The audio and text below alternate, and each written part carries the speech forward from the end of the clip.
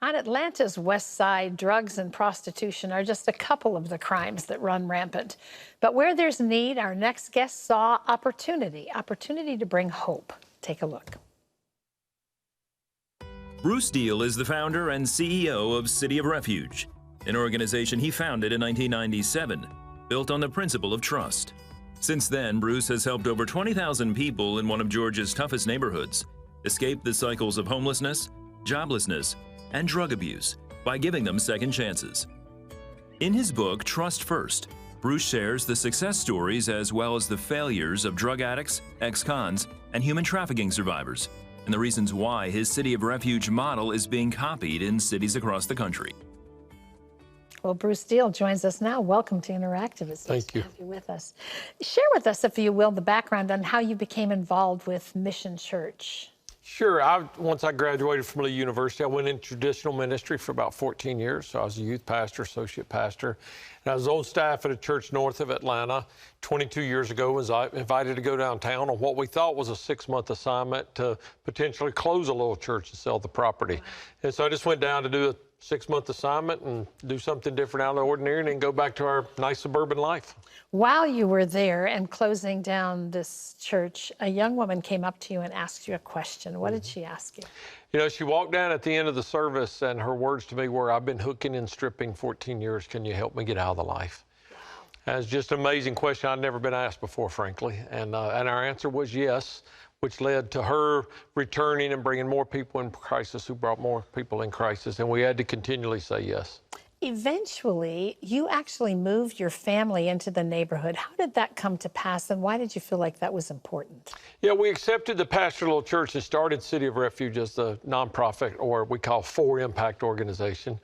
And shortly thereafter, my wife, Rhonda, called one morning and she said, you know, I really feel like if we're going to impact a community, we need to move into the community.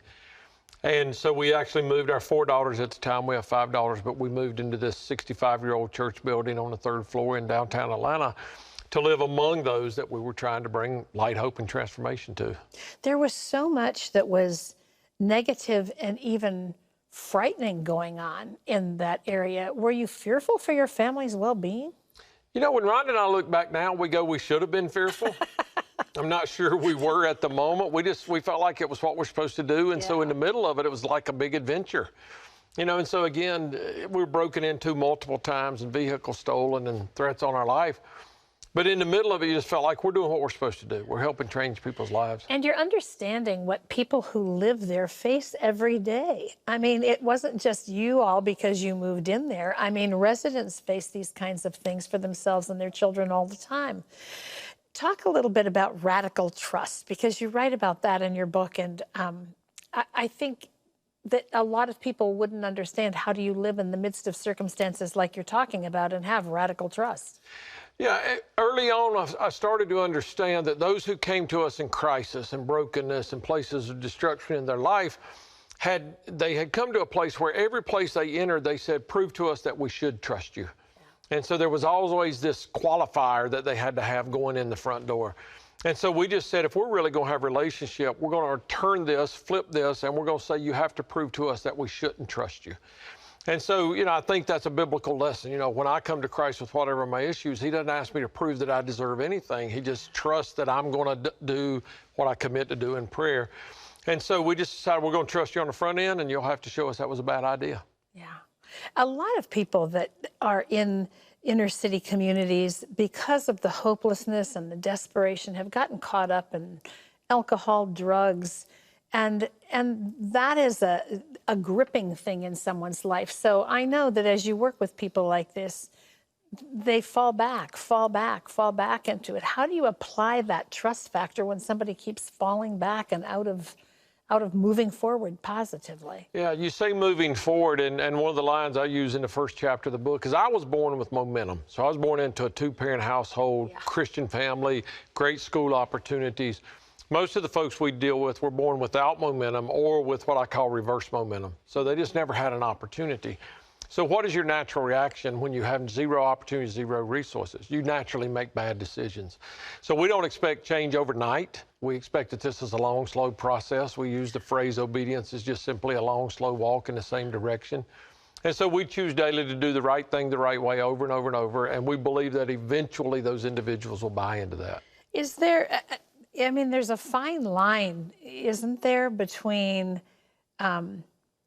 offering grace and more opportunity and being used in scenarios like that? How do you walk that journey? Well, we've been used, and so we know we will again. Yeah. Anytime you extend radical trust, it is not always going to be embraced. It's not always going to be honored, and there's going to be some that take full advantage of that.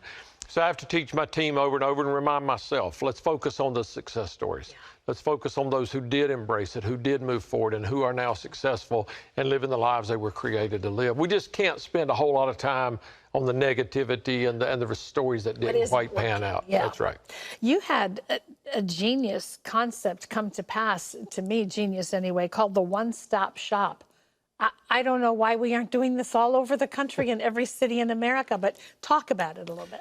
Yeah, those first 6 years when we lived in the church, we provided a few resources along the way, but we had to refer people in crisis for multiple things. And so, you know, you take a mom with a couple of children that has to go to 5, 6, 7, 8 different locations. And has no car. No vehicle, has to find public transportation, often has to find childcare. It's just a long, arduous road, and so they weary.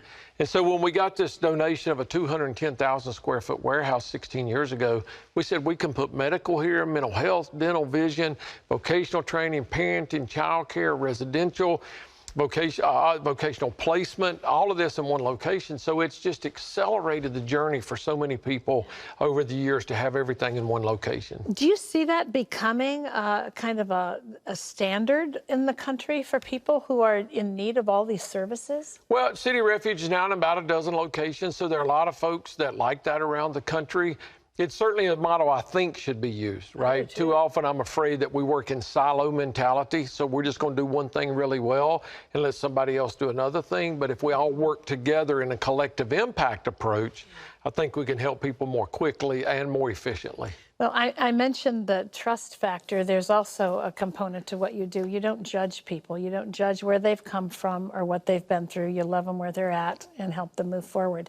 Boy, sounds like success and sounds like something we need all across the country as we deal with calling each other names and, you know, I guess, you know, unless you've walked in someone else's shoes, you cannot understand the journey. Yeah. Well, the book is called Trust First. It's great. Every American should read it. It's available wherever books are sold because it's got answers. And, you know, we all need to walk in the path that God set before us so we can give some real feet to the ground and the vision that God calls us to. Thank you. What you're doing is wonderful. Thank you. My pleasure to be with you. Good to have you here.